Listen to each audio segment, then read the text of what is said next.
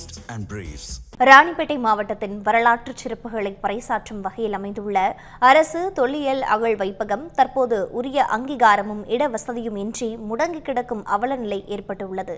இதுகுறித்து எமது செய்தியாளர் சரத்குமார் தரும் கூடுதல் தகவல்களை தற்போது பார்க்கலாம்.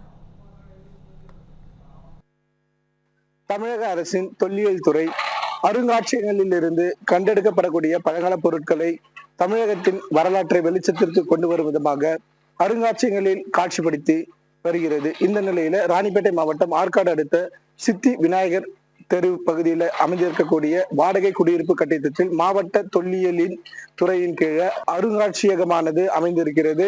இந்த நிலையில இங்க இருக்கக்கூடிய இந்த அருங்காட்சியக மையமானது போதுமான இடவசதி இல்லாமல் இருந்து வருவதாக தற்போது கூறப்படுகின்ற நிலையில பொதுமக்கள் மற்றும் மாணவ மாணவிகள் அனைவரும் இந்த இடத்தை கண்டறிந்து வந்து இந்த அருங்காட்சியக மையத்தை பார்வையிடக்கூட முடியாத நிலையானது இருந்து வருகிறது.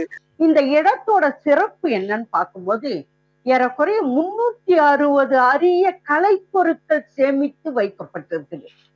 என்ன விதமான கலைப்பொருட்கள் கேள்வி நமக்குள்ள வரும் தானே.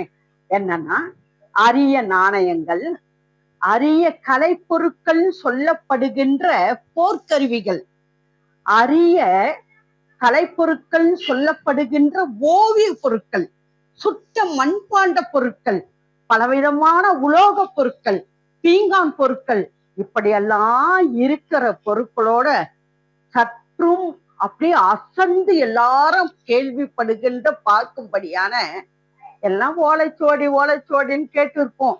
ஆனா ஓலைச்சுவடி, ராமாயணம், திருக்குறள், இந்த 2 ஓலைச்சுவடி அங்க இருக்குதுன்னா எவ்வளவு ஒரு பெருமிதப்படுகின்ற நிகழ்ச்சி பாருங்க.